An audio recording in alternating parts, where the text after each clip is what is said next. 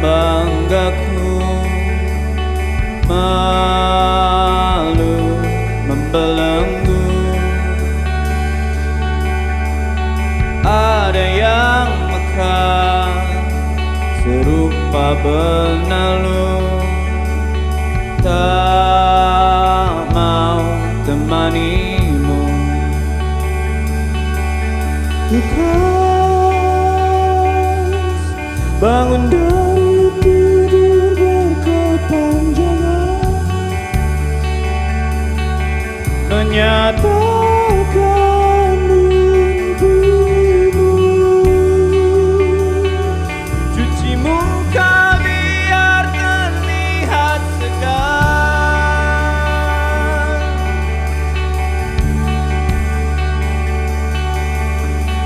Ada yang runtuh tamah ramamu, beda teraniaya. Ada yang tumbuh iri dengkimu, cinta pergi kemana? Lekas bangun dari tidur berkepanjangan, menyatakan mimpimu. Cuci muka biar terlihat segar, merapikan wajahmu. Masih ada cara menjadi besar.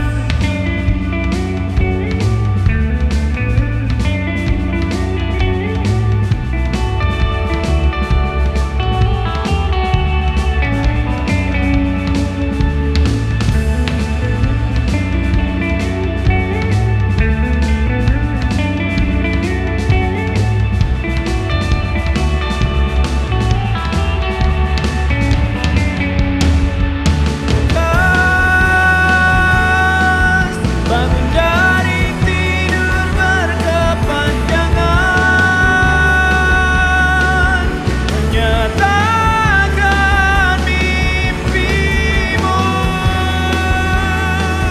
Cuci muka biar terlihat segar, merapikan wajahmu. Masih ada cara menjadi besar, memudahkan tuamu, menjelma dan menjadi Indonesia.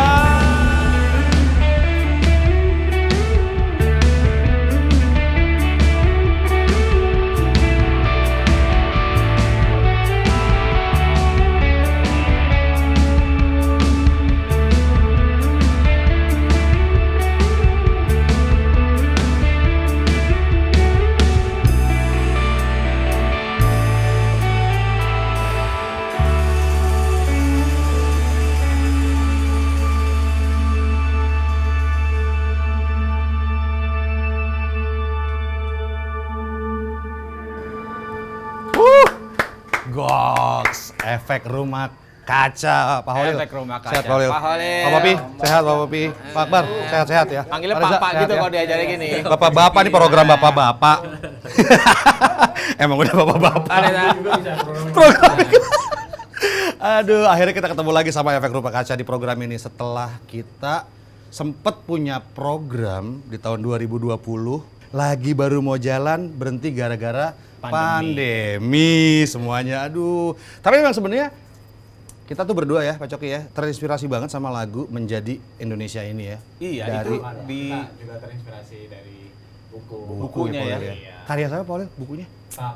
Pak Parakitri Simbolon. Iya. Jadi kalau kita terinspirasi sama lagunya, program ini RK punya terinspirasi dengan si bukunya. Ya, Luar acara ini biasa, juga acara gitu. mudah-mudahan bisa menginspirasi Amin, amin. orang. Thank you banget sih. Intinya emang kita Mudah-mudahan nggak boleh berhenti berkarya sih ya. Betul. Nggak Nah, ini tahu kan lah karyanya iya, ini kan karya yang ya bukunya syukur keren juga. menginspirasi siapa? Yoi. Buku menginspirasi lagu, Iya. lagu menginspirasi Ya. program kita ya. Yang paling penting adalah kita bisa kolaborasi lagi walaupun platformnya berbeda. Dulu offline, sekarang online ya. Kita ada di channel nih, Pak Olil, Pak Popi, Pak Akbar, Pak Reza. Pak Reza diem-diem aja di belakang. Nah, jadi ini adalah episode pertama kita. Kita pasti akan ngobrol-ngobrol lagi nanti. Setiap episode Efek Rumah Kaca pasti bakal hadir di program Menjadi Indonesia. Nah, sekarang Yes. kita mau ngobrol-ngobrol sama bintang tamu kita atau narasumber kita terkait dengan dunia pendidikan. Kita mau ngobrol soal dunia pendidikan, Pak Holil, gitu. Pendidikan dari rumah maupun Sekolah, maupun masyarakat. di masyarakat. Betul, karena dalam rangka menjadi Indonesia. Nah, itu dia. Ceritanya gitu. karena menjadi Indonesia itu proses, ya, Iya. selalu berproses. Menjadi Indonesia nggak pernah selesai lah, gitu artinya. Pamit, Pak Holil, Siap. Pak Popi, Pak Akbar, Pak Reza, kita ke tempat diskusi dulu sama. Pamit Bapak-bapak. Siap. Thank you. Halo, teman Indonesia. Saya Pak Coki. Saya Pak Baja.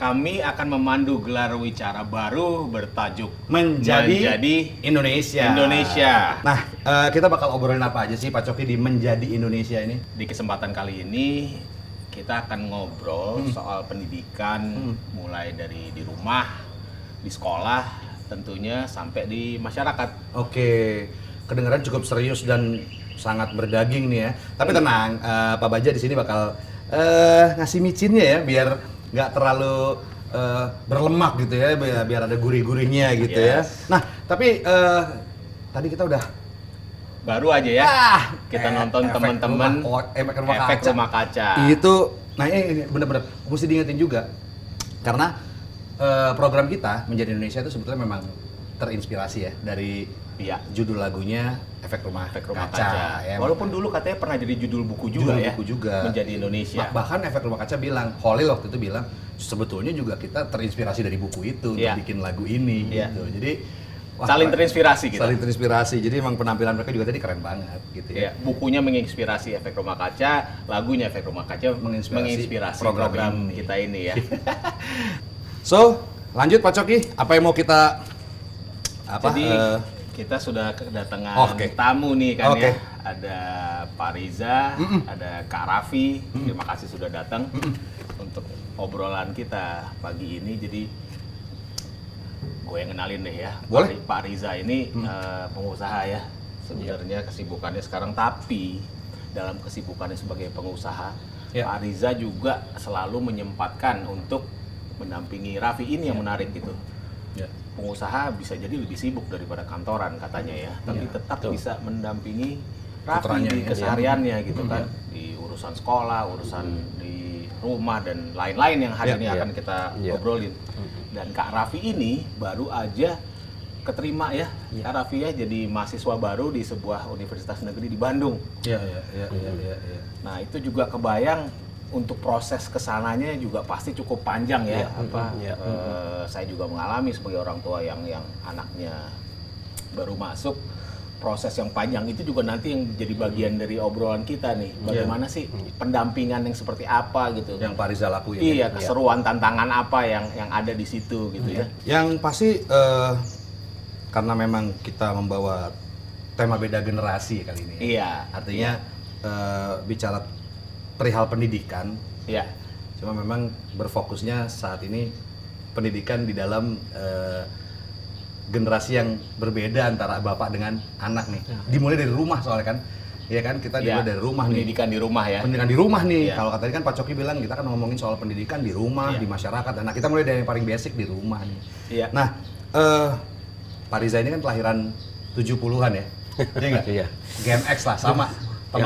Yang di belakang jangan sebutin ya. Oh iya benar. Jadi sama nih sama Pak Baja sama Pak Coki nih, kita Gen X kita ya. Gen X. Gen X itu 1965 sampai 1980 kelahirannya gitu. Nah, kalau Kak Raffi jelas Gen Z, ya kan? Lahirnya antara 1996 sampai 2010 ya. Nah, pastinya nih menarik banget karena beda generasi ini di rumah ya, pasti kan ada pengalaman-pengalaman yang tentunya harus ya penyelarasannya pasti banyak lah gitu ya, beda generasi bapak sama anak nih.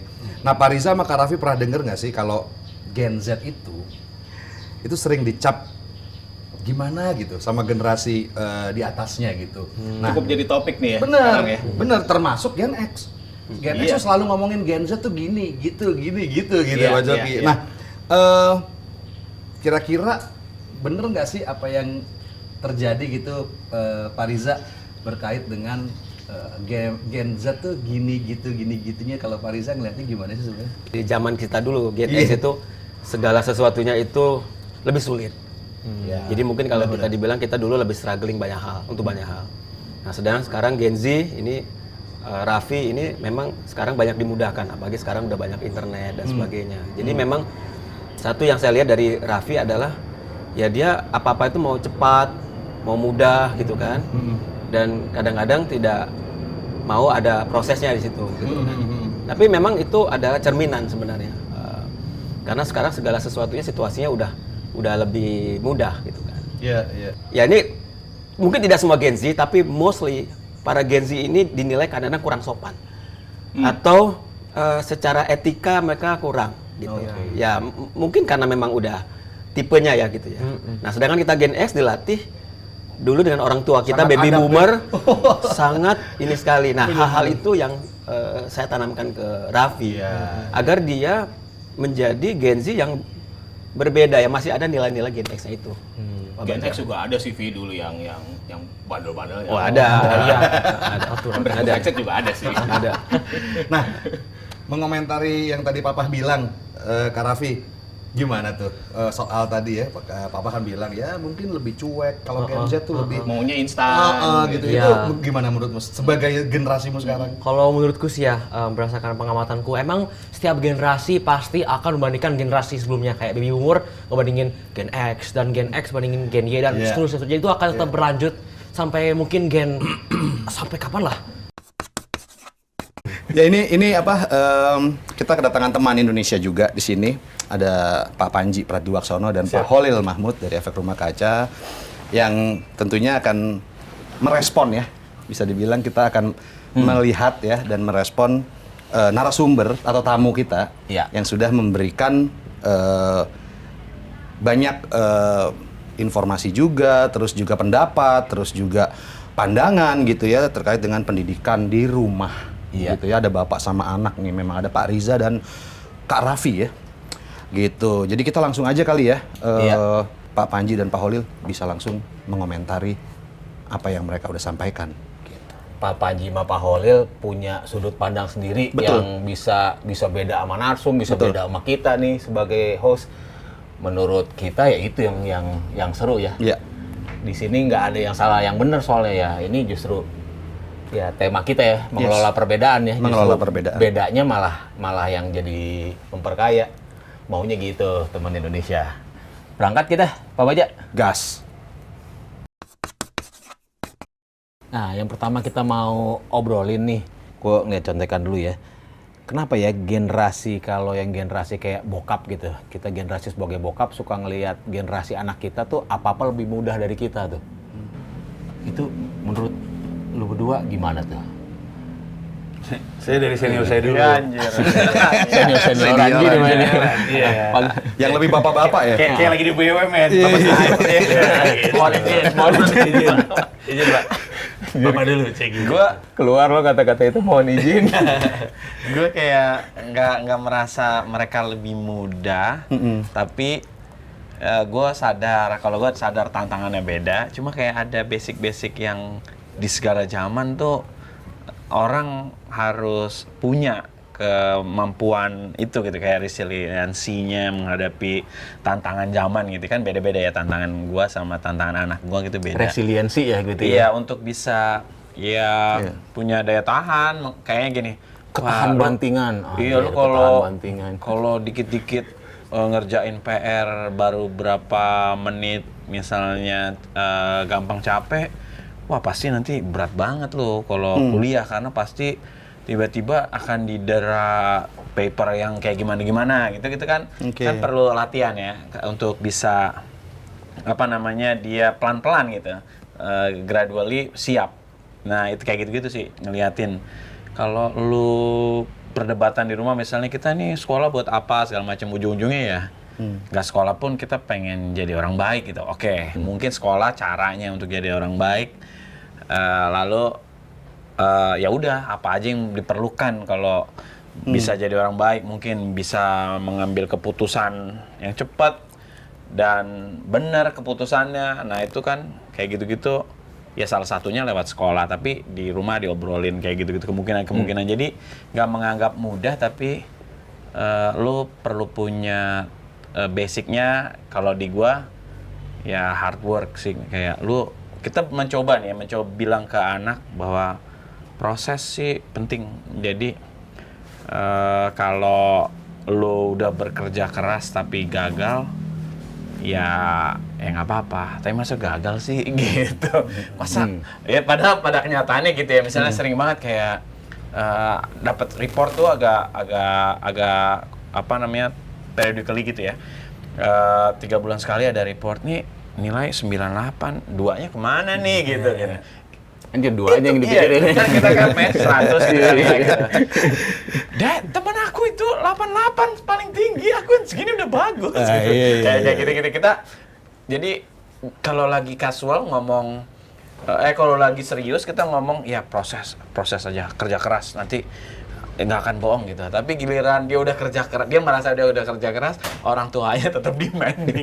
Kayak gitu. Gak ada putusnya. Walaupun mungkin serba salah ya. Ya mungkin karena kan di rumah juga posisi gua sama anak gua lumayan unik. Kita keluarga kecil di wilayah yang mungkin temannya nggak banyak, jadi perannya pada saat yang sama berganti-gantian. Kadang jadi orang tua, kadang jadi teman. Gitu. Jadi ya momentum bercandanya tuh ya bisa kemana-mana sih, bisa di mana-mana, dan mungkin kadang-kadang suka nggak tepat juga gitu ya. Ada yang dia udah kita anggap ini serius tapi dia nggak serius, nah itu jadi lewat gitu. Tapi kita nyoba nyiapin lah. Iya.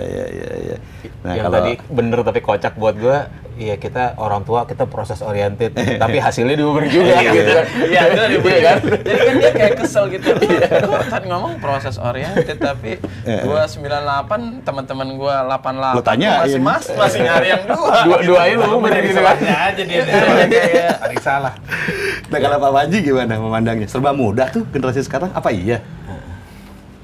Nggak tahu ya, kalau menurut gua justru itu cara gampang orang tua, atau lebih tepatnya itu adalah cara klasik orang tua untuk nyalahin anak aja. Tanpa mencoba untuk tahu dunianya anaknya seperti apa. Kayak, ya kan, ini salah satu contoh klasik ya. Kan kita lagi ngomongin soal generasi gue tuh lebih susah daripada generasi lu gitu. Padahal dia nggak tahu kan apa yang dialamin generasi ini. Biasanya itu yang paling sering diceritakan adalah zaman gue tuh pacaran susah tahu, karena gue nggak punya handphone, pakai telepon umum, telepon juga di rumah digembok. Terus ya kan dulu kan dulu digembok kan. Kalau sekarang kan gembok bukan gini. Kalau dulu digembok beneran tuh karena tagihan meledak kan. Terus nelfonnya padahal pakai garpu Iya, kan. masukin situ kan. Dicari aja taruh Gen X ngalamin tuh. Sangat Gen X. Terus lu nggak pakai ngalamin ini nggak tali. Nah, Itu telepon umum, atau lu nggak ngalamin kalau misalkan kita lagi ganti telepon umum terus yang di depan gini-giniin kerjing kode tuh ada setengah jam Itu teror tuh ya sih. iya gue ngasih tahu udah lu kasih ngantri lu gue lagi banyak nih gitu. Pacaran zaman gue lebih susah, tapi dia nggak tahu tantangan pacaran yang justru selalu komunikasi. Iya kan, beda masalahnya. Bapak nggak tahu, bapak ngalamin ya kalau tiap hari ketemu sama mama paling berantem mulu, itu masalah gue. Masalah lu susah komunikasi. Masalah gue adalah karena sering komunikasi, friksi jadi jalan terus gitu. Benar. Berarti kan anggapan bahwa hidup gue lebih susah daripada lu tidak benar, karena tiap angkatan itu punya kesusahannya sendiri-sendiri. Jadi setiap kali ada anggapan itu muncul, itu sebenarnya hanya gambaran bahwa orang tua itu nggak ngalamin apa yang, atau nggak punya pemahaman apa yang anak-anak alamin. Nggak kedalemin gitu ya. Iya. Sama waktu dia si Gen X ini diomongin sama generasi Bokapnya boomer gitu. gitu, itu juga karena sama gitu. Kita kan juga nggak terima ketika dibilang hidup kita lebih susah. Iya, karena kan zaman bapak kan zaman perang gitu. Ya beda lagi tantangan gue zaman sekarang gitu. Gitulah. Kayaknya anak begitu bokapnya udah ngomong zaman gua udah males dong dengerin ya. Zaman gue dulu, Aduh. ciri-ciri tua tuh. Iya. Aduh, zaman gua ini. Kalimat yang dimulai dengan zaman gua tuh dia udah ancang-ancang tuh. Ah, ini males nih. Zaman bapak dulu kan nggak ada dirit Iya. doang. Dirit doang kan nggak ada. Bapak tahu nggak kesalnya orang-orang yang matiin centang biru? Iya. Itu spesifik banget ya. Matiin centang biru. Itu apa? Beda masalahnya. Bener. Tapi di apa namanya kalau di sisi ya ini mungkin konteksnya serba mudah ini teknologi kali ya. Ji. Artinya mendapatkan apapun, Iya. apapun kan gampang gitu kayaknya. Tapi apakah kita Menurut juga si Gen X, menurut ya? si Gen X gitu kan? Artinya memang sebetulnya gue juga ada setujunya sih kalau misalnya generasi kayak anak kita gitu memang dimudahkan untuk mendapat segala macamnya gitu. Walaupun kalau tadi menurut Pak Holil nggak segitunya karena gue punya juga cara untuk bagaimana ngejer supaya dia nggak terlalu mudah mendapatkan sesuatu gitu kan. Kayak gitu. Jadi kayaknya memang gue ngelihatnya ini sebenarnya kitanya yang memang ngerasa bahwa generasi sekarang memang apa-apa udah digampangin atau memang kita sendiri juga di era kita sebetulnya juga emang kita di zaman yang sulit juga sih ya gitu Ji. Enggak gitu nggak sih Ji? Nggak tahu. Lo aja yang susah kali dulu. Gitu kali gitu ya. Tapi kayak gitu. Lo aja kali yang dulu bisa yang gitu gimana kan ya. hidup lo susah Iya, gitu. iya. Tapi kayaknya setiap Enggak angkatan ya? merasa angkatannya susah. Susah sih Iya, ya. iya kan? Kan jadi kan nggak Coba faktual kasih juga gue gitu. coba kan? kasih gue contoh Ji. Angkatan sekarang yang susah apa Ji? Coba. Transportasi gampang, komunikasi gampang. Nah, gue bisa punya jawaban. Apa? Apapun yang sifatnya quality over quantity. Contoh gini, Oke. bapaknya bilang, Oke. lu mah enak lu, semua informasi gampang. Lu bisa berhubungan sama bapak setiap hari. Bapak setiap hari WhatsAppan kan, bapak setiap hari bisa komunikasi kan gitu. Secara quantity, dulu gua nggak ngalamin itu zaman bapak gua. Anaknya bilang, iya, tapi gua nggak pernah tuh lempar-lemparan bola sama lu. Memang lu WhatsApp gua tiap hari, memang lu bisa video call. Kapan kita jalan-jalan ke toko buku? Itu quality-nya ya. Iya Kualitinya sih. hilang Itu kan? quality-nya, Itu ya, yang gua ya, nggak setuju dapat gua. gitu. Iya. Di satu sisi, bapaknya ngelihat lu dimudahkan, semuanya tuh banyak buat lu. Iya, tapi bukan banyak yang gue pengen. Gue pengen Iya. quality. Lu pikir hanya dengan lu WhatsApp setiap hari, buat gue itu gue merasakan presence seorang ayah. Gitu. Kebayang nggak? Throwing balls with your dad itu kan sesuatu yang generasi dulu tuh. Kalau di Amerika Serikat ya, quality time itu adalah lempar-lemparan bola baseball sama bapaknya. Kalau kita apa ya Iya. yang kayak gitu sama bokap kita ya? Kagak kaku kita. Kaku kita ya. Dingin, Agak sulit menemukannya Iya, sih. iya, iya. Agak sulit nemuin itu gitu. Tapi mungkin nggak tahu ya, nggak bisa dibandingin sama yang begitu sih. Kalau gua sih dulu sepedaan, Bareng bokap. semuanya sepedaan gitu. Sekarang anak-anak gua nggak bisa naik sepeda. Iya. Ngerti nggak sih? Bukan nggak bisa naik sepeda ya? Nggak bisa deh kalau yang cowok, yang cewek bisa naik sepeda. Iya. Artinya ya gitu, selalu yang generasi sebelum melihat mudah, itu memang mungkin mudah, tidak didinai. Hanya saja untuk yang anak tuh ada yang susah yang tidak dia dapat, yang lu udah dapat gitu. Buat lu mudah, gua enggak gitu. Gimana? Ya, quality over quantity. Ya. Ada respon Pak Holil? Zaman kita lebih sulit. Gue sama anak gue, sama istri gue berusaha memprovide anak untuk lebih punya lah ya dibandingin keluarga gue karena mungkin banyak faktor gitu ya. Nah itu kadang-kadang kebanyakan kita ngasih juga membuat terlalu gampang dia mendapatkan sesuatu. Itu juga harus tricky. Ya. Itu akan berakibat kayak kemampuan daya tahannya menghadapi Balik ke situ dunia nanti tadi ya. ya gitu ya.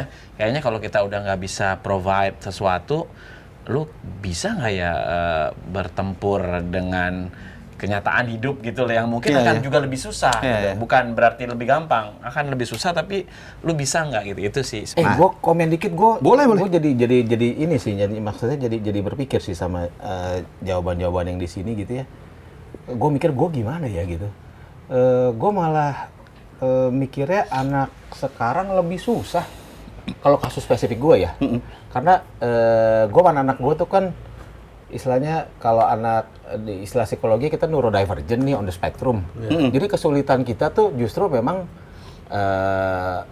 kebanyakan informasi yang nggak disaring gitu. Datang sana sini, gue pikir dulu gue nggak parah-parah banget karena ya nonton TVRI gitu kan, maksudnya justru karena Iya. informasi terbatas, Iya sih. hidup gue lebih gampang gitu. Iya, Gue jadi benar. kadang suka mikir anak gue gitu jangan-jangan lebih susah gitu karena fix kita semua on the spectrum gitu. Dia lebih Iya, susah benar, gitu benar. karena satu sisi tadi si Pak Riza bilang kemudahannya mendapat informasi, iya gue setuju, tapi kesulitannya bukan mendapatkan yang mengolahnya. Iya. Iya benar. Terutama buat ya, ini sih spesifik ya, mungkin nggak apply to everyone, cuman kalau gua tuh begitu ada informasi sana sini aja gua harus sampai sekarang nih umur gocap lebih nih narik napas dulu supaya nggak bertubi-tubi. Ini gua pikir gua umur segini lah anak gua gitu kan. Jadi malah kalau gua mungkin akan bilang ya Lebih di susah kasus ya. tertentu lebih susah. Lebih susah ya. Yang tadi Pak Baja nanya soal informasi bertubi-tubi itu gitu ya.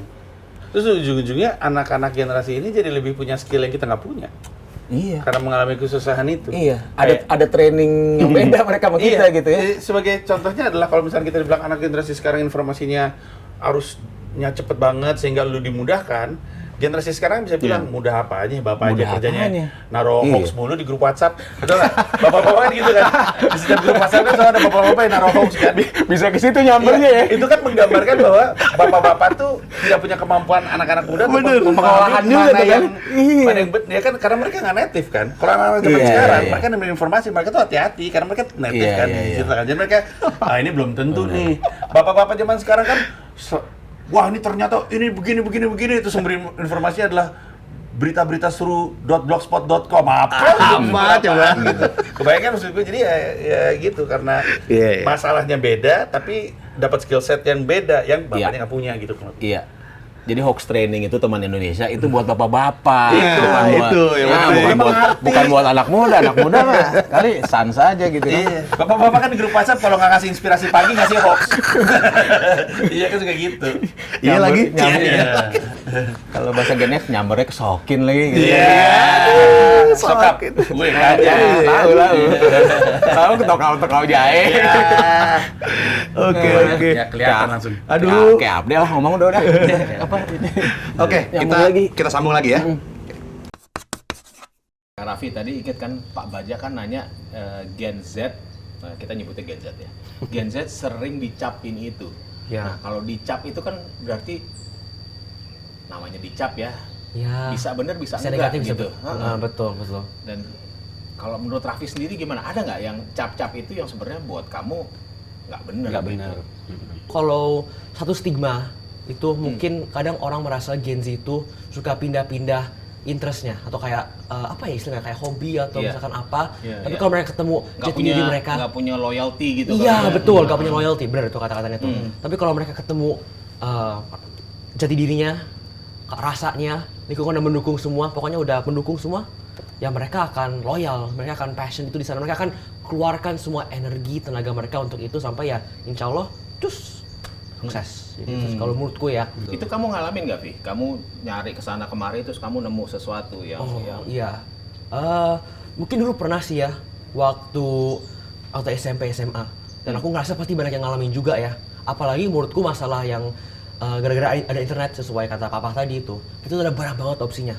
Banyak banget opsinya, bisa ke sini, ke sana. Jadi karena banyak overload information, mereka ragu. Wah, kemana ya? Bisa ke sini, ke sana. Jadi kayak nggak tahu kemana gitu loh. Aku juga sempat ngerasa begitu, butuh waktu untuk adaptasi. Namanya berkat ada arahan ayah sama ibu waktu masa itu, aku jadi bisa mengerucut gitu loh. Oh, kayaknya lebih baik aku di sini, di sini nih. Nah, namun gara-gara ada itu mungkin Gen Z bisa dicap dengan nggak loyal. Padahal menurutku mereka hanya lagi mencari jati diri mereka. Makanya mereka bereksperimen. Jadi ya menurutku itu sih stigma yang kurang bener ya kalau menurut aku sendiri. Nah, soal overload information. Seberapa peran orang udah tua? kesenggol dikit benar ya, tema itu ya. di komentar kita sebelumnya udah kesenggol dikit tuh. Seberapa penting peran orang tua untuk mendampingi anaknya dalam menghadapi overload information? Mungkin kita perlu sepakatin dulu ya definisi overload information ini sebenarnya apa ya? Supaya secara bahasa Inggris sih information overload ya sebenarnya. Information overload ya. Jadi kayak apakah ini memang kita sama nih sepakat terkait dengan kita kelebihan nih, wah semua masuk ke anak kita nih gitu. Informasi bejibun aja deh ya, gitu. istilahnya ya, Iya nggak sih? informasi bejibun. Apa ada definisi berbeda loh terkait information overload tuh? Enggak, kalau gue sih rasanya enggak. Gue sepakat memang ada banyak banget informasi yang masuk. Hanya Betul. saja belum tentu banyak Overload gitu, belum tentu overload gitu. Overload bisa jadi. Hanya saja overload itu tidak berarti bingung. Ketika lu dapat banyak informasi kan tidak berarti bingung. Kalau misalkan semua informasinya dalam satu tema atau dalam satu topik gitu. Oke. Kayak misalnya, karena kan asumsinya ketika kita ngomong information overload, itu berbagai macam topik dan membuat kita bingung. Sementara kan kenyataan yang benar-benar terjadi adalah algoritma itu membuat kita diberi informasi yang spesifik dan sesuai dengan yang kita inginkan. Sehingga kalau misalkan gue sukanya basket, memang gue dapat banyak banget konten basket, tapi kan tidak membuat gue bingung. Iya, membuat gue terhibur bahkan karena semuanya basket dan gue suka gitu. Biasanya kebingungan itu kalau misalkan information overload-nya terkait dengan narasi-narasi politik gitu misalnya. Ya, memang didorong sehingga kita bingung mana yang benar gitu. Emang kita pengen dibikin bingung itu mah ya, niatannya gitu ibaratnya. Ya, atau kita pengen dibikin balik keyakinannya. Tapi nah, kalau untuk Gen X sih gue nggak tahu ya, setidaknya, Gen Z sih gue nggak tahu, setidaknya anak gue sih tidak terlalu merasa masalah sama itu spesifik gitu. Karena mungkin anak gue nggak terlalu peduli politik Indonesia. Anak gue yang perempuan, dia bukan Gen Z, dia peduli politik, tapi politik Amerika. Kerjanya ngasih tahu, tahu nggak Donald Trump ternyata begini. Beda masalah tuh gitu. Lebih berasa anak Amerika kayaknya dia ya. Bukan banyak hoax juga di sana, Banyak, Pak Panji? Banyak. Yang jadi masalah kan antara black campaign sama negative campaign kan tumpang tindih, jadi kita nggak jelas mana yang mana gitu. Cuman kalau dari sisi gue sih memang bisa jadi overload, tapi tidak serta-merta berarti bingung kalau menurut gue. Gitu. Karena algoritma tadi gitu ya. Tapi lo hadir tuh, Pak Panji, saat anak lo mendapatkan informasi itu, kemudian lo tempel atau memang lo lepas aja dulu sampai dia benar-benar bertanya ke lo gitu? Kebetulan anak gue memang selalu cerita sama orang tuanya apa yang mereka pikirkan dan apa yang mereka alamin.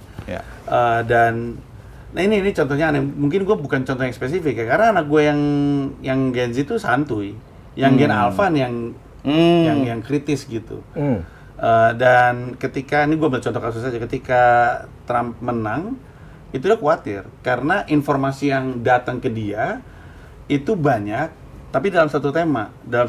Temanya adalah bahwa Trump itu orang yang menyebalkan dan rasis dan segala macamnya gitu. Dan ketika itu terjadi, sekali lagi anakku bukan Gen Z ya, tapi Alpha. Ketika itu terjadi, rasanya tugas gue tuh bukan untuk memberitahu dia apa yang benar dan apa yang buruk dan membantu dia mengambil keputusan, lebih kepada membuat dia tenang aja. Peran gue untuk bikin dia tenang aja. Atas berbagai macam informasi yang datang gitu, dibikin tenang supaya dia tahu mana yang benar dan mana yang dia bisa putuskan. Karena itu menurut gue adalah urusan dia sendiri gitu. Dari Pak Holil ada bagaimana caranya, atau memang sementara ini nggak ada cara sih buat gue untuk nge-handle Angan gitu? Karena dia dari pre-K udah di sana. Terus ada masa-masa yang kelas, gue inget kelas 1 sampai kelas 3 tuh hampir 3 tahun atau 4 tahun yang gue baca. Sih, ntar teman Indonesia nggak ngerti lagi. Pre-kindergarten ya? Pre-kindergarten. Jadi prasekolah kali ya? PAUD menjelang TK lah ya, PAUD menjelang TK. Itu ada masanya kita harus baca buku bareng setiap hari. Jadi kalau dalam hal bonding sama dia merasa kalau ada yang perlu ditanya, dia kayak bisa kapan aja merasa bisa. Ya berarti kita bisa sepakati kali ya kalau bisa dibilang Gen Z atau generasi Alpha atau anak-anak kita ini memang sebetulnya bukan kepenuhan ya, tapi memang lebih kepada mungkin ada. Mungkin di kasusnya Pak Riza sama ini ada. Raffi ada ya. Tapi ada juga yang enggak. Iya. Gitu kan, justru di situ yang menariknya ya. Di satu kasus Bapak Gen X dan anak Gen Z. Ya, Bapak Gen X dan anak Gen Z. Dua-duanya sepakat sebenarnya bahwa ada information overload. Gitu. Tapi di Bapak Gen X dan anak Gen Z yang lain belum terjadi. Betul. Gitu kan, bisa dari poin argumen algoritma atau yang gue tertarik juga, gue sebenarnya nangkep poinnya tadi dari Pak Holil tuh karena ada pendampingan dari kecil, dia tuh sebenarnya ada rapport gitu, ada trust. Ada gitu. trust. Ada lebih trust tenang. gitu, lebih tenang. Itu yang mungkin juga penting ya, bukan mungkin sih, gue percaya itu penting sih.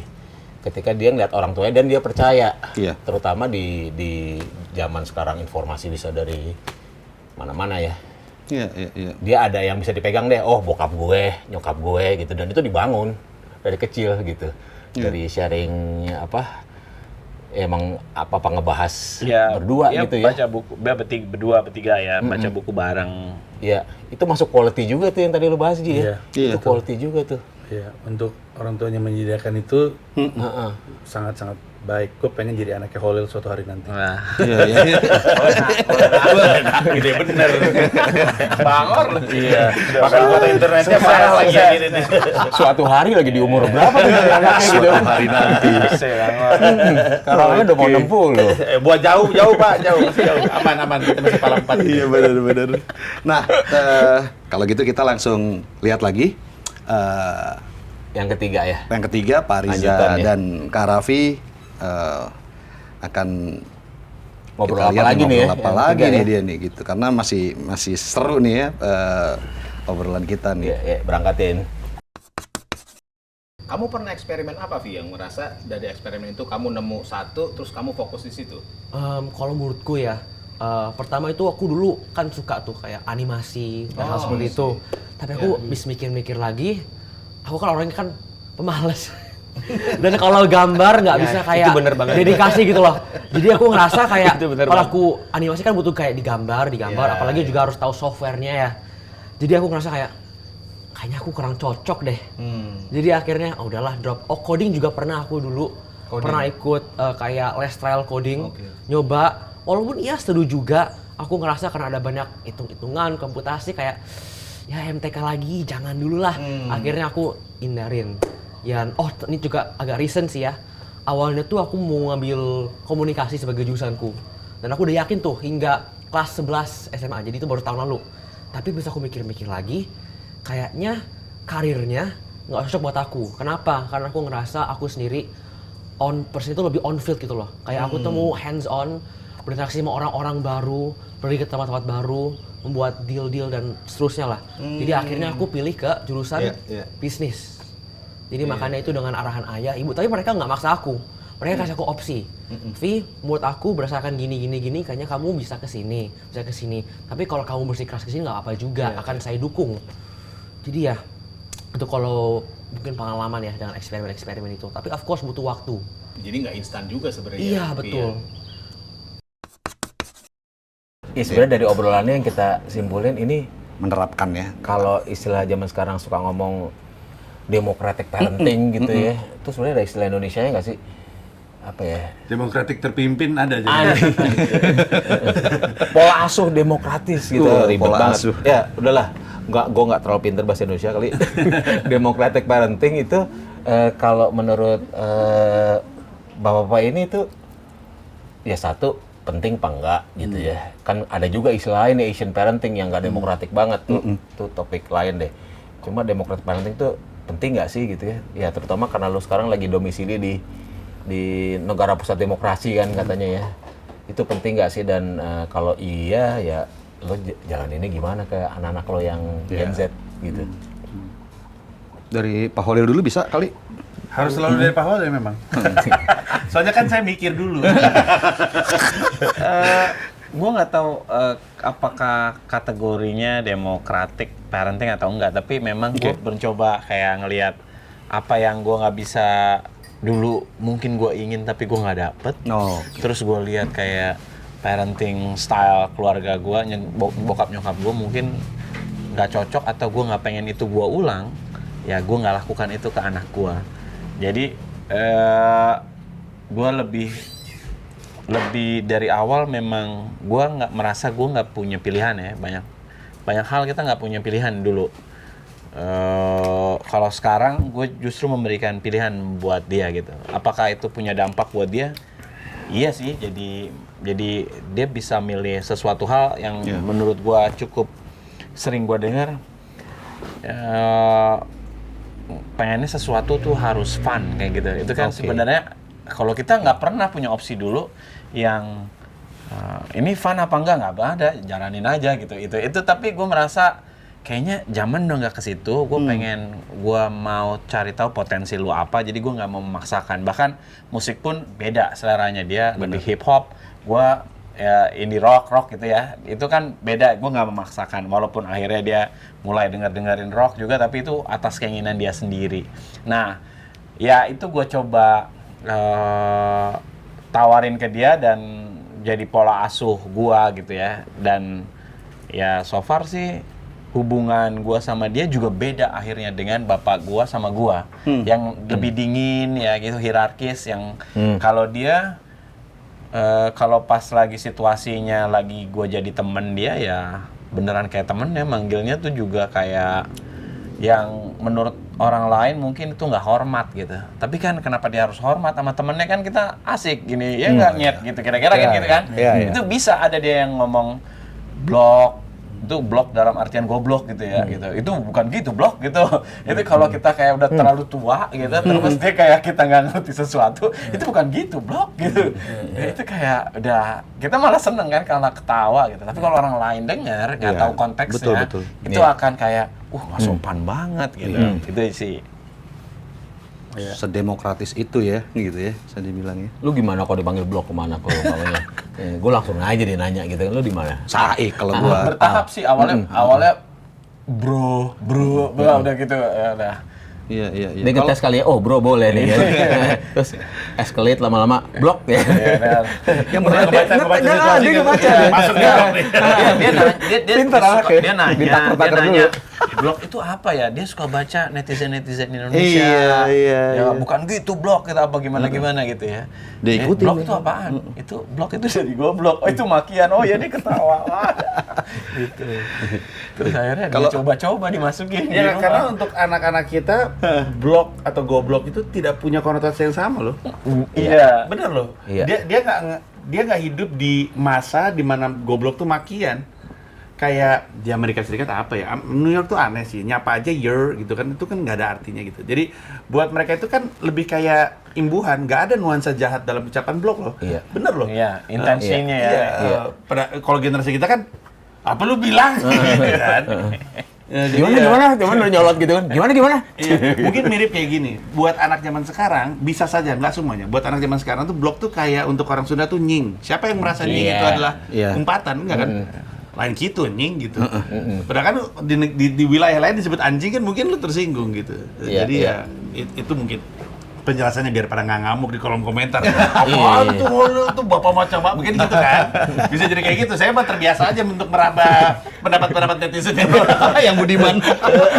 Meraba. Di satu budaya nying nggak apa-apa, di budaya lain anjing kau gitu ya.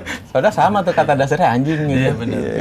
Gaya ngomongnya aja beda dengan kultur. Tapi belum jawab kalau ditanya blok sama anaknya gimana. Ya gue sih akan sesantai itu gue gitu. Karena dia sekarang aja nih kalau misalnya gue di rumah sama bini gue gitu, dia balik gitu, dia bukan assalamualaikum kadang-kadang. Hey guys, gitu. Masuk kamarnya gitu.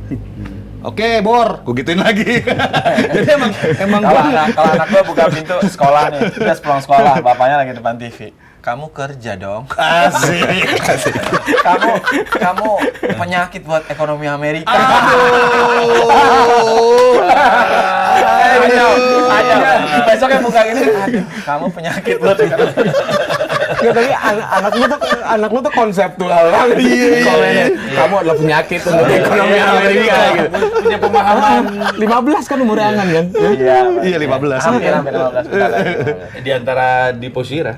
Iya. Kalau Dipo gimana, Ji? Enggak, nah ini aneh sekali ya. Aneh sekali karena anak-anak gue berangkat aja salim assalamualaikum. Iya, gue nggak bilang itu benar. Benar. Maksudnya gue Anjir itu bukan live. Gue bilang gue lebih baik. Akan dipotong ya kan, akan dipotong keluar sendiri gitu. Karena pada saat yang bersamaan, kalau anak gue ngomong blok, gue mah kaget karena hubungannya tidak dibangun menuju ke sana, gitu biasanya, gitu. Jadi ngeblank, terlalu jauh lah jumping. Kecuali kalau misalnya memang selama hubungan hierarkinya dibikin rata gitu sehingga emang sering terjadi diskusi kayak gitu kayak yang terjadi pada Holil gitu. Tapi kalau gue sih enggak. Lagian si democratic parenting kan sebenarnya hanya satu style of parenting. Benar.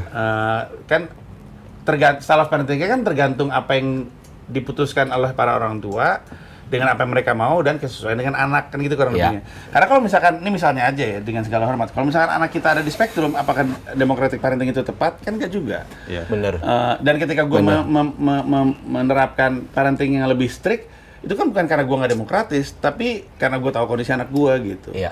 Ada kebutuhan-kebutuhan. Betul. Karena seperti sendiri. negara, kalau lu bilang lu mau ngambil pilihan demokrasi, itu kan datang dengan konsekuensi, lu harus siap terbuka ruang diskusi.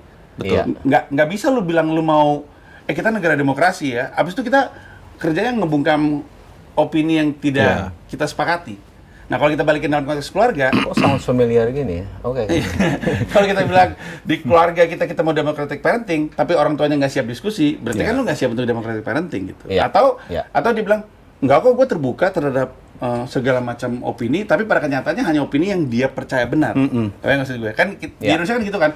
Orang-orang yang di sosmed bilang, oh gue pro kebebasan berpendapat, itu suka membungkam orang-orang yang nggak sependapat sama dia. Nah, itu mah bukan kebebasan berpendapat dong.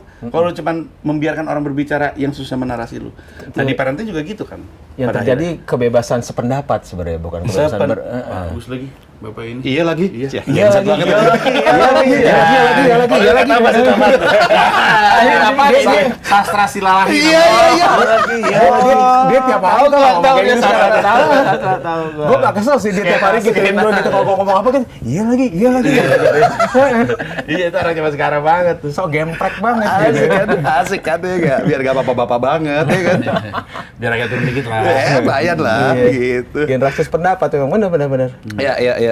Kita sebenarnya nanya gini tuh ada sebuah inilah studi yang kita pakai gitu ya. Jadi lu nggak bisa berdemokrasi di masyarakat kalau di keluarga lu nggak berdemokrasi gitu. Lu nggak bisa ngarepin gitu tiba-tiba dia keluar dari keluarga suatu hari terus di masyarakat dia berdemokrasi dengan baik dan benar gitu, nggak bisa. Itu mulai di rumah kayak kita tadi intro ya.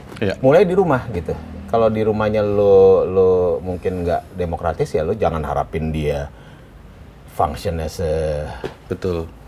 fully function democratic person gitu di luar rumah gitu. Dalam gitu bermasyarakat nantinya ya.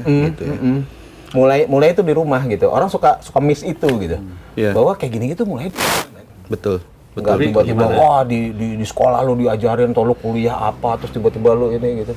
Lu bisa cerdas banget mungkin secara ilmu politik itu, tapi lu belum tentu jalanin nilai-nilainya gitu. Kayak gue insecure dengan menjadi seorang ayah, karena kalau ngomongin semuanya dimulai di rumah, anjir gue kerja ninggalin rumah mulu. Kemarin gue tinggalin 2 bulan, ini gue 2 bulan 2 minggu, ini gue tinggalin 2 minggu, jadi gue gue selalu insecure sih kalau ngomongin parenting. Kalau itu gue sepakat sih. Kayak dari semua yang gue lakukan mungkin yang paling menakutkan gitu atau the hardest job tuh being a parent, man. Bukan yang berarti yang lain nggak ada tanggung jawab ya. Cuman kalau ini kayak ada nggak sih lo dihantui gitu kan? Gue bener nggak ya gitu, atau dia jadi apa ntar gitu ya? Itu ke lu baliknya gitu, solely on your own. langsung kontemplasi gini. Gue nggak tahu di sini di rumah si orang tuanya ngomong apa gitu terus anaknya akan ngikutin apa enggak. Soalnya kalau anak gue dulu kita pernah waktu dia mungkin kelas 6 atau kelas 7, kita tinggal di desa rural. Itu yang banyak Trumper. Di rumah dicekokin untuk argue. Kalau dia pro Trump dan dikasih tahu gitu. Jadi ketika lu pakai kayak atribut topi MAGA gitu, lu disuruh copot, dia ngelawan.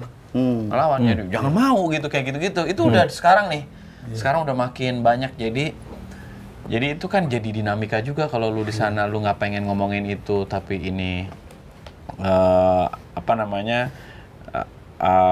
frontal udah masuk ke dalam kelas kayak gitu-gitu tuh menambah kompleks situasi. Gue nggak tahu kalau di sini ya apakah lu Anies lu anak kecil gitu ya misalnya di rumah apa gitu, gue nggak tahu segitunya apa anak Anies kan Prabowo lu gitu. Iya. Anak gue dibully waktu dia waktu masih di Jakarta. Di sekolahnya waktu itu isunya pilkada DKI Jakarta. Ya. Jadi gue lagi jemput anak gue, tiba-tiba ada anak temennya Dipo nyamperin, "Hey Dipo, who are you going to vote for?" "I'm going to vote for Ahok because he's a good guy." Anak itu tahu bahwa Dipo tuh anaknya Panji yang adalah jubir Anies waktu itu. Kebayang nggak? Jadi anak gue dibully waktu itu gara-gara bapaknya bantuin Anies gitu. Jadi itu terjadi juga di sini. Hening ya, langsung hening. Berat ya. Janggar sama Progloro. Sebelum zaman anak Abah udah ada anak Panji. Iya benar juga. Iya lagi. Iya lagi. Iya lagi. Ya sekarang lagi. Harus gitu. Iya lagi. Enggak sampai gestur-gesturnya dapet tuh. Iya lagi. Itu yang saya ngeselin sih. Tapi pasti kita enak banget di teman anak-anak. Iya. Apaan sih bapak-bapak gitu-gituan aja lo gitu. Oke kalau gitu. Bisa dipertimbangkan diedit ya, yang ini. Sayang tapi. Kalau geli itu Kita geli sendiri ntar di editing room. lucu sih ini episode. Oke, kita lanjut lagi. Kita lihat komentar atau obrolan antara Pak Riza sama Kak Raffi. Dia akan ngebahas apa lagi nih? Kalau ke sifat-sifat, menurutmu apa, Vi? Pengaruhnya teknologi gitu ke sifat-sifat anak sekarang. Sifat-sifat. Heeh. Oke. Kalau itu kan tadi kemudahannya ya, atau teknis lah gitu ya, kita Iya. bisa belajar dari situ. Tapi kok ke sifatnya apa gitu yang Oke. kamu alamin ya? Sama kayak tadi Papa bilang tadi itu mengenai ketidaksopanan. Mungkin karena ada banyak influence yang mungkin ada budaya-budaya tertentu, mereka jadi terpengaruh dan ngerasa oh ini bener dong karena kesukaan YouTuber aku mau begini, jadi mereka ngikutin. Jadi mungkin gara-gara itu mereka nggak tahu apa bener salah, jadi ikutin. Dan selain itu mungkin pengaruh buruknya mereka gampang ke distract. Aku notice gara-gara nih kalau aku baca recently ya, ada fenomena kadang-kadang orang itu susah keep attention span. Jadi mereka tuh kayak gampang ke distract. Kalau menurutku itu juga bisa berkat TikTok atau YouTube Shorts. Aku juga sering begitu sih ya, jujur aja. Karena kalau menurutku berkat itu mungkin sekarang orang generasi Z lebih gampang ke distract dan susah fokusnya lah istilahnya. Jadi itu juga negatifnya sih ya. Mungkin ya kurang sopan, tidak nggak ke distract. Itu mungkin beberapa dari yang pasti banyak hal lain. Tapi seperti aku bilang pasti ada positif negatifnya lah. Jadi asalkan itu bisa dibalance, tahu yang mana negatif yang bisa diurusi, insya Allah ya semuanya akan dilancarkan lah. Terus kalau menurut aku sendiri ya. Kan hari ini kita temanya pendidikan ya, Vi ya. Pengen tahu pendapat kamu deh. Sebenarnya kamu merasa dapat pendidikan juga nggak dari media sosial? Kan kamu ada orang tua kamu, ada sekolah, gitu. Tapi Iya betul. ya kita sekarang ada informasi sekian jam kita sehari gitu ya bisa kita habiskan untuk media sosial. Media sosial tuh mendidik kamu nggak menurut kamu, Vi? Kalau Baik buruknya gimana ya? oke. Ya kita bicarakan lagi. Tapi dia termasuk salah satu faktor yang mendidik kamu nggak? Di zaman kita nggak ada tuh Gen X. Kita dididik ya sekolah. Tua. Sekarang ada Kita media sumbernya sosial. cuma dari situ aja. Kalau nyambung sama teknologi yang tadi Raffi bilang ya, media sosial mendidik kamu nggak, Vi? Dan kalau iya seperti apa? Bentuk didikan apa baik buruknya dari situ? Oke. Kalau menurutku sih sosial media emang menolong aku. Karena walaupun jujur sih emang ada banyak influence ya di mana-mana. Dan ada yang buruk, ada yang baik. Nah, aku coba berusaha untuk ngambil yang baik sebanyak mungkin walaupun pasti akan keserap yang buruk-buruk. Yang baik itu kalau menurutku ini itu adalah untuk mendorongku untuk lebih baik. Aku melihat orang-orang di mana mereka menyampaikan impian mereka kerja keras, mereka itu kadang sharing, gini tips and tricksnya, bisa begini, gini, dan itu mendorong aku untuk menjadi lebih baik. Dan aku melihat orang-orang yang mungkin kayak mereka melakukan kebaikan lewat video atau mungkin mereka melakukan suatu tingkah yang menginspirasi, itu buat aku jadi kayak wah keren banget ya. Aku juga mau begitu dong. Jadi akhirnya aku terdorong untuk melakukan hal itu. Jadi secara impian dan cita-cita aku jadi terbangun gitu loh. Aku jadi kebayang apa yang buat aku lakuin. Dan selain itu juga bangun aku untuk jujur sih, aku ngerasa sosial media waktu zaman menjelang SMP ke SMA, aku sempat buat teman-teman online. Ada teman-teman aku yang di Amerika, ada yang di berbagai luar negeri. Dan itu membuka mataku kayak oh gini toh internasional. Jadi aku tuh jadi ada komunitas kecil gitu loh, di mana aku bisa bersosialisasi, bisa kenal-kenalan dan mungkin kayak ngomongin hal-hal favoritku, kayak misalnya game atau apa. Jadi aku kayak people skillku jadi naik. Jadi Dengan naikin media soft sosial, skillku, juga naikin cita-citaku dan menginspirasi aku gitu loh. Tapi secara pelajaran ilmu juga menolong aku. Kenapa? Karena kadang-kadang ya di kelas aku kan suka bingung nih gimana cara guru jelasin ya. Jadi kadang aku tuh bisa pakai YouTube atau kayak aplikasi ilmu lah. Kayak ada video-video penjelasan kayak mungkin cara trigonometri, pembahasan soal dan berbagai hal lain lah. Apalagi MTK ya. Aku tuh MTK itu sangat butuh waktu untuk belajar. Dan untungnya kalau ada sosial media ini dan internet, aku jadi tahu lah. Karena kan orang-orang ya suka sharing catatan mereka dan bagaimana cara untuk naikin kemampuan mereka secara drastis. Jadi itu kalau menurutku ya. Jadi Lebih 3 hal banyak itu. positifnya jadi buatmu, Vi, ya? Oh iya. Media Oh sosialnya tapi ya. kalau negatif juga ada sih sayangnya sih ya. Kalau mungkin aku bisa bawa sih ya. Mungkin hal negatif yang aku bisa bawa dari diriku itu kadang-kadang aku ngerasa itu aku suka nunda-nunda. Atau enggak dengan kata lain procrastinate. Jadi itu kadang ada tugas apa, aku itu suka kayak nanti aja lah. Ini sudah ditegur sama papa mama kayak, Vi, kamu nggak boleh nunda-nunda, kamu nggak boleh telat. Dan aku tuh dengerin, bener aku dengerin tapi ya kadang tuh aku suka kayak gara-gara ke distract atau gara-gara pemikiran yang lain gitu loh, ke apa. Jadi kayak oh iya lupa. Jadi kayak Ya, karena kamu kalau lagi ngerjain tugas itu kalau kamu sambil lihat YouTube, Iya, sambil kadang lihat itu ya Kasihkan tahu-tahu udah ke bawah ya, gitu ya. kadang kayak mikir kayak oke, sebelum kita ngerjain kita nonton dulu bener lah, 5 menit aja. 5 menit ke 15 menit. Jadi 30 menit. Jadi sejam. Jadi kayak oh, ya Allah. Jadi kadang begitu gitu loh. Jadi tapi ya itu kalau menurutku ya negatifnya ya. Dan menurutku itu aku masih lagi coba untuk benerin hal tersebut karena itu akan jujur sih ya, memang hal negatif dari aku sendiri yang butuh aku tingkatin. Nah, kalau dari obrolan Pak Riza sama Kak Raffi yang barusan tuh, kita tergelitiknya di kenapa kayaknya generasi tua dalam hal ini Gen X ya, kita nih ya. Kayaknya mereka lebih banyak ngelihat dampak negatif medsos ketimbang Positifnya ya? ketimbang anaknya gitu. Anaknya ngelihat begitu ngomong medsos tuh, oh saya dapat ini, dapat itu, belajar ini itu positif gitu cara ngelihatnya. Sementara bapaknya melihat itu tuh negatif gitu. Itu kayak fenomena juga ya.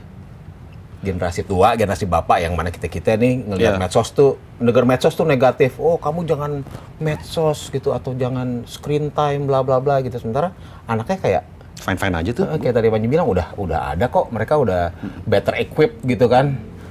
Mereka punya training yang kita nggak punya segala macam gitu. Nah, bapak-bapak ini bagaimana pendapatnya nih tentang Kalau gue kenegatifan itu? biar gantian. Kasihan tuh kalau disuruh ngomong mulu. Kalau gue sih Iya lagi. Tularan. Gemes kan. Lucu banget. gila harus ada yang potong. Anjir. Iya lagi. Anjir lucu banget. Anjir. Gila lu. Lucu banget itu. Iya lagi. Ini harus viral nih. Harus viral. Kan tadi kan aku banyak kenapa generasi yang sebelumnya itu selalu Kejeduk gua. selalu ngeliat yang negatif Dari medsos. Iya.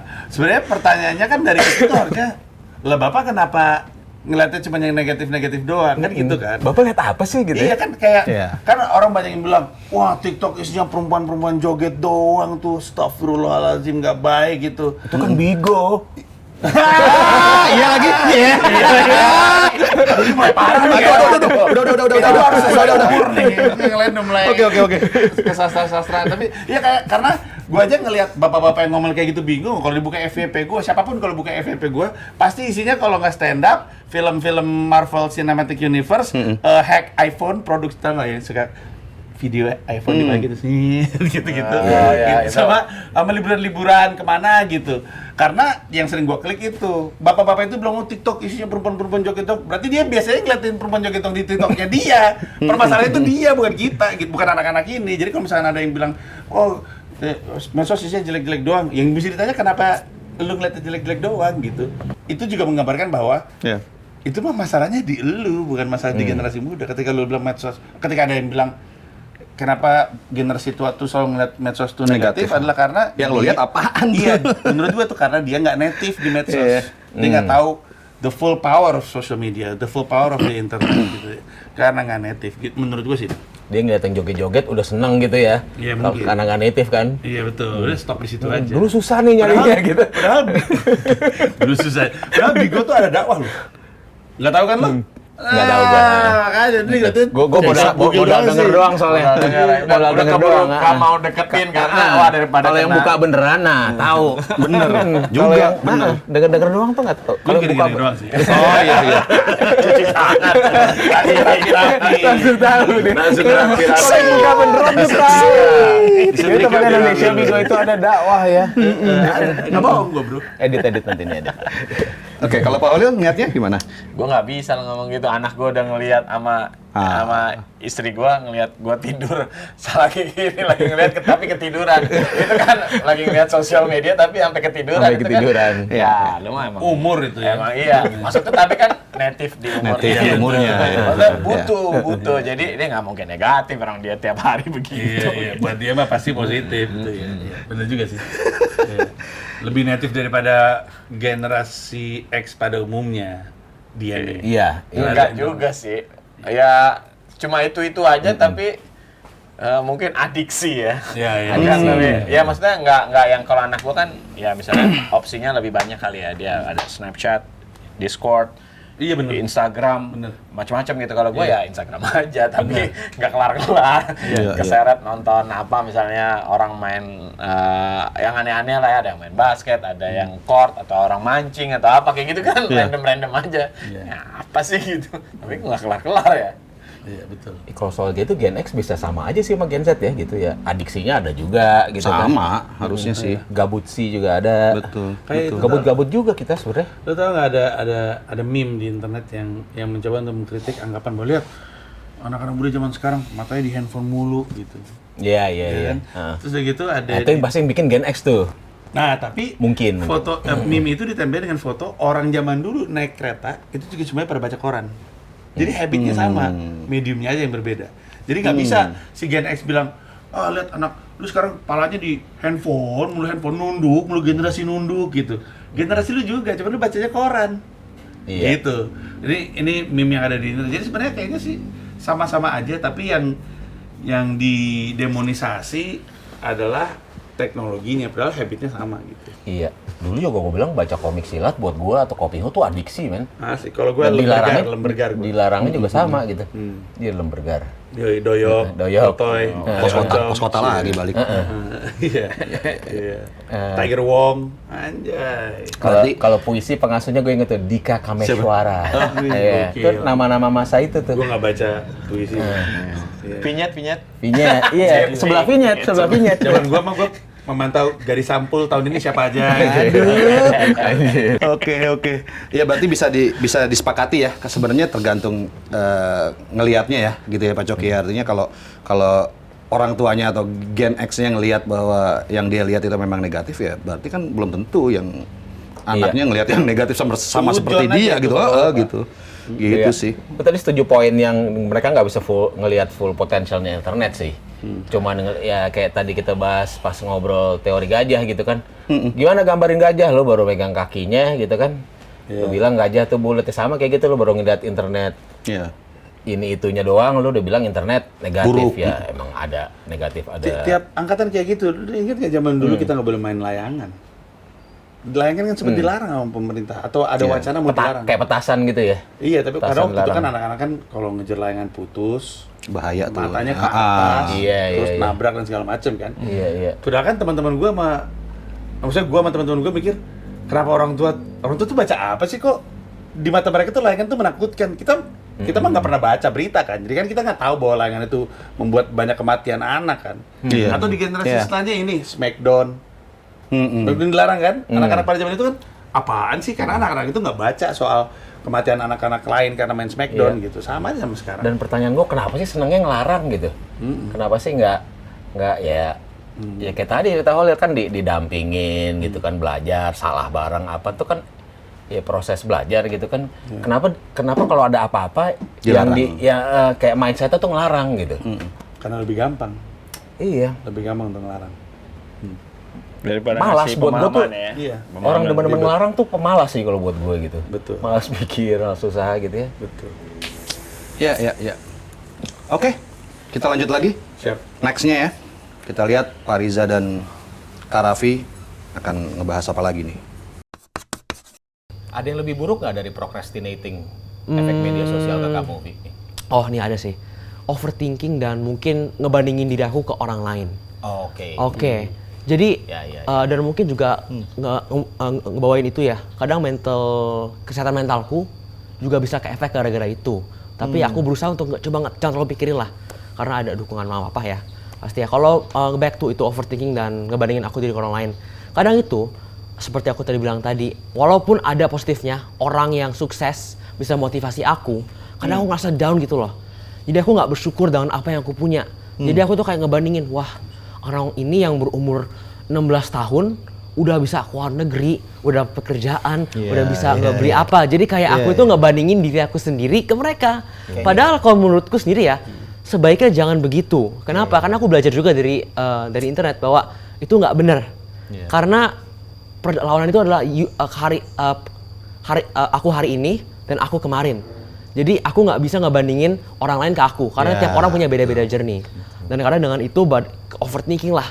Aku lihat orang-orang yang lagi kesusahan, lagi ada masalah apa, jadi kayak kepikir, duh gimana ini ya kalau ada ini ya, gimana ya. Jadi kayak overthinking, jadi stres, jadi kayak ngebandingin kita kayaknya kurang terus. Iya, gitu ya. betul. Jadi kayak tetap berprogres gitu loh. Dan gara-gara itu campur dengan procrastinating tadi, jadi campur aduk, jadi kayak hal-hal nggak lancar gitu loh. Ini sampai hari ini struggle ini masih seperti ini? Aku sih ngerasa iya, tapi kalau dibanding dulu waktu SMP, SMA udah berkurang. Alhamdulillah dengan mindset tadi tuh dan dengan lingkungan yang mendukung, aku jadi udah berkurang lah. Tapi jujur sih ya, kadang gara-gara masih ngefek, aku jujur aja. Dan pasti itu akan tetap berlanjut, tapi aku akan berusaha untuk tetap mengurangi hal itulah. Nah ini mungkin aku mau ngomongin Pak Riza. Kita kan Gen X suka bilang, oh generasi kita struggle-nya lebih berat. Mungkin baru dengar sendiri dari Raffi, struggle mereka tidak kalah berat. Mungkin medannya beda. Iya, dalam versi yang berbeda ya. Iya. Dalam versi yang berbeda. Tapi ini juga terus terang aku juga jujur baru dengar nih. Iya. Kalau Raffi nggak cerita tadi ya, ternyata di balik ya dia kan memang bukan tidak cerita sih, dia tidak menyampaikan itu ke saya gitu kan. Rupanya itu bisa menjadi satu ini juga ya, artinya kan memang tantangan buat dia juga buat dia juga. Tantangan harian mungkin ya ini ya. Karena kan ya media sosial tiap hari berarti tantangan procrastinating, tantangan overthinking, ini struggle dia tiap hari gitu ya. Kalau menurut gua, ini gua langsung lompat nih, jadi nggak apa-apa ya. Maksudnya setelah ngeliat itu, kalau menurut gua ini salah satu miskonsepsi yang sering terjadi, menganggap overthinking, terus procrastinating, sama satu lagi apa tadi dia ngomonginnya? Itu adalah masalah generasional gitu, masalahnya Gen Z. Masalah Gen Z. Berarti menurut gua itu masalah usia. Pertama kayak procrastinating ya, kayaknya semua orang procrastinating. Gua waktu itu baca artikel yang bilang procrastinating itu pertanda bahwa lu tuh overwhelmed. Sehingga, dan overwhelmed kan bukan masalah Gen Z, kita juga bisa ngalamin lu lagi di tahapan hidup mana gitu kali ya gitu ya. Terus kayak membanding-bandingin sama orang lain. Itu kan bukan masalahnya Gen Z karena dia sering ngelihat banyak hal gitu. Semua orang yang quarter life crisis juga ngebanding-bandingin. Kalau lu ada di usia muda, nggak usah 20-25 deh, di usia belasan aja lu mulai ngebandingin, oh teman gue kok gampang banget ya belajar matematika, gue enggak, teman gue udah begini, teman gue udah begitu. Itu mah generasional. Ketika orang udah umur 59 ya, lu anjing 58 ya teman-teman dong gitu. Itu aja udah lama. Orang umur 58 mah udah nggak ada overthinking lagi. Ngapain overthinking umur segini overthinking, ngerti maksud gue? Artinya kan ketika ada Gen Z di usia 58, apa iya dia masih overthinking hanya karena Gen Z? Ngerti maksud gue?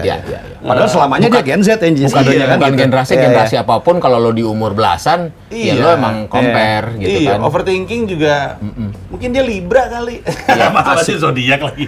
Jadi maksud gue jadi bukan masalah generasional, masalah lu ada di umur berapa aja. Fasenya aja tuh. Gitu. Fase kalau menurut gua mah. Iya. Kita menjelang 60 ini juga udah ya ada juga Gua gitu ya. ternyata jadi habit ya, membentuk karakter. Oh ya? Suka menunda-nunda. Oh itu ya. Itu karakter Indonesia nggak sih, orang Indonesia nunda-nunda kan ada ini. Iya. bangun candi, mepet-mepet. Iya, bener juga sih. Indonesia kan seneng mepet-mepet kalau ngerjain sesuatu katanya. Last minute power Iya. ya. Dan itu malah Iya, the power of kepepet. malah dianggap super power gitu. Wah, lu bisa membangun Bisa ya, gitu. 1000 candi gitu. Dalam satu malam. The power of procrastinating tuh. Betul, ditunda. Semakin ngawur emang bapak ini. Dari agenda. Semakin ngawur nih. Tapi lu ini nggak sih kalau kata-kata overthinking tuh kayaknya baru-baru aja memang lagi kayak overthinking healing, overthinking tuh kayak kemarin kemana ya sih zaman kita di era itu, di fase itu kita nggak pernah ngomong soal overthinking, nggak ada kalimat. Iya lagi ya. Aduh. Gantian gue yang keluar. Mungkin kita dulu nggak ngomong bahasa Inggris aja kali. Kayaknya anak sekarang kayak wah healing, Tapi overthinking. kan selalu gitu, men. Setiap kali ada term baru yang populer itu langsung gitu ya. Kayak kata selfie aja. Kayak digoreng Waktu selfie langsung ya. pertama kali Iya, muncul, iya. sampai ada selfie stick, seakan-akan itu baru. Orang Paul McCartney pernah selfie zaman dulu. Cuman nggak disebut selfie aja namanya gitu. Iya, Mental iya. health, kayak sekarang gimana populer udah di zaman dulu kan. Jadi ini isunya karena lu baru ke expose aja seakan-akan baru gitu ya. Iya, Padahal kalau mah ada nama terhadap sebuah fenomena Iya, yang tadinya nggak iya, punya iya, nama, akhirnya jadi gede. sesuatu tuh ya. Iya. Ya. Mau sebagus apapun pendidikan yang ada di luar sana, SMP terbaik lah, atau SMA teladan, apa segala macam. Menurut aku, pendidikan yang terbaik itu harus mulai dari rumah. Papa tidak bisa selalu melihat apa yang kamu lakukan. Betul. Tapi Allah itu selalu lihat kamu. Tapi gue rasa kenapa orang tua zaman sekarang lebih parnoan kepada anak-anaknya dibandingin sebelumnya adalah karena menurut gue khawatir itu privilege.